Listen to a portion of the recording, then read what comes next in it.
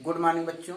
आज मैं आप सभी को क्लास 11th मैथ की क्लास में समुच्चयों का सर्वनिष्ठ या प्रतिच्छेदन पढ़ाऊंगा। इंटरसेक्शन ऑफ सेट्स, समुच्चयों का सर्वनिष्ठ या प्रतिच्छेदन।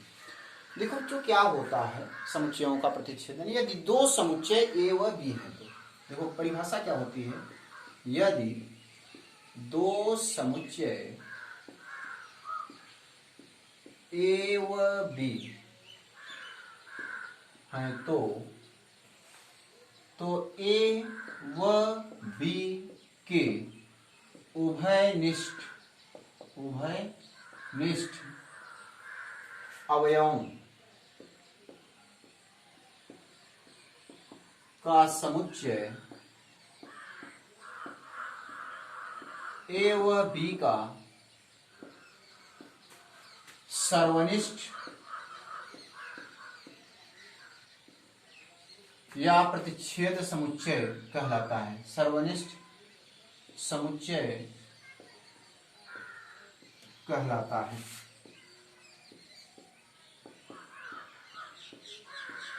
ठीक बच्चों, समझिएगा।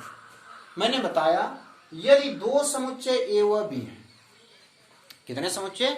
यदि दो समुच्चय ए व बी हैं तो ए व बी के उभयनिष्ठ अवयवों का समुच्चय। ए व बी के उभयनिष्ठ मतलब ऐसे अवयव जो ए और बी में क्या हो, कॉमन हो, जो ए में भी हो और बी में भी हो।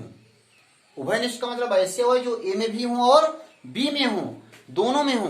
तो उन अवयवों को अगर समुच्चय बना दिया जाए तो वह जो बनेगा समुच्चय वह ए और बी का क्या होगा, सर्वनिष्ठ समुच्चय होगा, इंटरसेक्शन सेट होगा।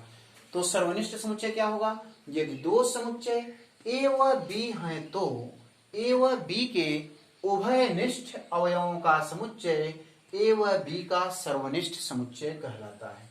ठीक, ये दो समुच्चय ए व बी हैं तो ए व बी के उभयनिष्ठ अवयवों का समुच्चय ए व बी का सर्वनिष्ठ समुच्चय कहलाता है। इसे प्रतीक रूप में क्या, इसे प्रतीक रूप में ए इंटरसेक्शन बी लिखते हैं। कैसे लिखते हैं? ए इंटरसेक्शन बी लिखते हैं। ए इंटरसेक्शन बी का चिन्ह, ए इंटरसेक्शन मीन्स क्या होता है? सर्वनिष्ठ का चिन्ह। इसको इंटरसेक्शन पढ़ते हैं, मतलब ए और बी में उभयनिष्ठ अवयव। अब आइए देखिए, इसे हम क्या पढ़ते हैं? A intersection B. क्या पढ़ते हैं? A intersection B. बच्चों याद कर लो, इसे पढ़ते हैं ए इंटरसेक्शन बी।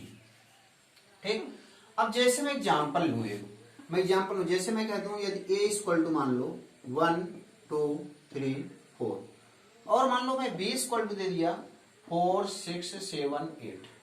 अब मैं कह दूं कि बच्चों निकालो ए इंटरसेक्शन बी क्या होगा। तो मैंने बताया परिभाषा कि यदि ए व बी दो समुच्चय हो तो, मैंने यही बताया ना, यदि ए व बी दो समुच्चय हो तो ए व बी के उन अवयवों का समुच्चय, ए और बी के उभयनिष्ठ अवयवों का समुच्चय, ए और बी के उन अवयवों का समुच्चय जो दोनों में हो, जो ए और बी दोनों में हुए, या डायरेक्ट कर दो ए और बी के उभयनिष्ठ अवयवों के समुच्चय को सर्वनिष्ठ समुच्चय कहते हैं। किसका? ए और बी का। तो परिभाषा यही बताई, यदि ए व बी दो समुच्चय हैं तो ए और बी के उभयनिष्ठ अवयवों के समुच्चय को ए और बी का सर्वनिष्ठ समुच्चय कहते हैं। तो ए और बी में उभयनिष्ठ क्या है? ऐसा अवयव खोजिए जो ए में भी हो और बी में। देखिए इसमें 1 है, क्या इसमें 1 है? नहीं, तो इसका अवयव नहीं हो सकता है इंटरसेक्शन बी का। इसमें 2 है, क्या इसमें 2 है? नहीं है, ये भी नहीं है। इसमें 3 है, इसमें कहीं 3 है? नहीं है। इसमें 4 है, इसमें 4 हाँ है, 4 है। अब देखो इसमें 6 है, इसमें 6 नहीं है। इसमें 7 है, इसमें 7 नहीं है। इसमें 8 है, बट इसमें 8 नहीं है। तो क्या हो गया? बस यही A intersection B equal to क्या हो जाएगा? 4। इंटरसेक्शन का मतलब होता है कि ऐसा है जो ए में भी हो और बी में भी हो। तो बच्चों ये बात समझ में आ गई। अब जैसे देखो इसको अगर हम थोड़ा से थ्योरेटिकल रूप में लिखे तो इसको हम क्या लिखेंगे? इसको हम लिखेंगे A intersection B equal to, यहां लिखेंगे एक्स सच दैट एक्स। आगे क्या लिखेंगे? एक्स बिलोंग टू ए, और अगर ए इंटरसेक्शन बी मान लो इसका कोई अवयव एक्स है, अगर ए इंटरसेक्शन बी का कोई अवयव एक्स है, ए और बी का सर्वनिष्ठ समुच्चय कोई अवयव एक्स है, तो एक्स ए में भी होगा और एक्स बी में भी होगा। एक्स बिलोंग टू ए और एक्स बिलोंग टू बी, मतलब दोनों में रहेगा। जैसे मैं इसको और इसको ऐसे भी लिख सकते हो, या इसको आप इस प्रकार से भी लिख सकते हो। देखो कैसे लिख सकते हो, समझिएगा।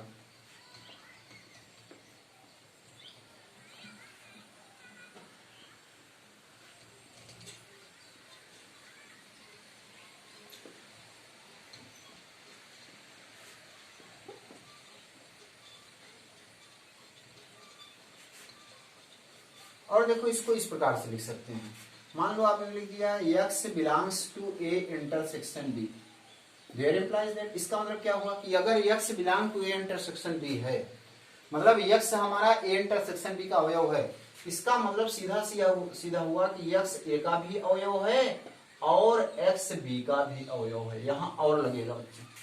यही बात मैं यूनियन में क्या बताया था, अगर आपको याद होगा तो यूनियन में मैंने बताया था कि अगर x belong to A union B तो x बिलोंग टू ए या x बिलोंग टू बी। अगर यह यूनियन के केस में होता तो हम लिखते x belongs to A union B, there implies that, यहां लिखते x बिलोंग्स टू ए या x बिलोंग्स टू बी। देखो जब यूनियन होगा तो यहाँ या चिन्ह आएगा, याद रखो बच्चों, ये थ्योरी की बात है, बहुत इंपॉर्टेंट। मतलब यूनियन में अगर x ए यूनियन बी का अवयव है तो या तो x ए का अवयव होगा या तो x बी का अवयव होगा, तब ए यूनियन बी में आ जाएगा। लेकिन अगर इंटरसेक्शन की बात कर रहा है तो ए और ए में भी होना चाहिए और बी में भी होना चाहिए।